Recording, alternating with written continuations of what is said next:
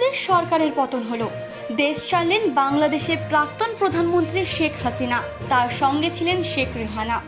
শেখ হাসিনা দেশ ছাড়ার সাথে সাথে গোটা বাংলাদেশ জুড়ে শুরু হয়েছে দাঙ্গা, তার সাথে শুরু হয়েছে হিন্দুদের ওপর অত্যাচার।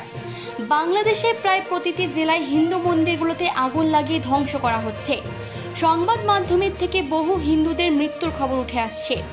বাংলাদেশের নোয়াখালীতেই হিন্দুদের ওপর জঙ্গিদের আক্রমণ। বাংলাদেশের প্রত্যেকটি হিন্দু পরিবারের মনে এখন আতঙ্কের সৃষ্টি হয়েছে।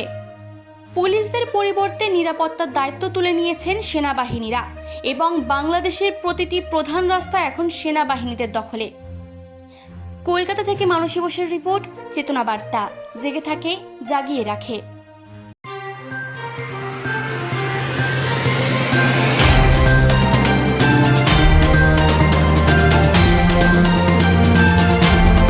চেতনা বার্তা, জেগে থাকে, জাগিয়ে রাখে।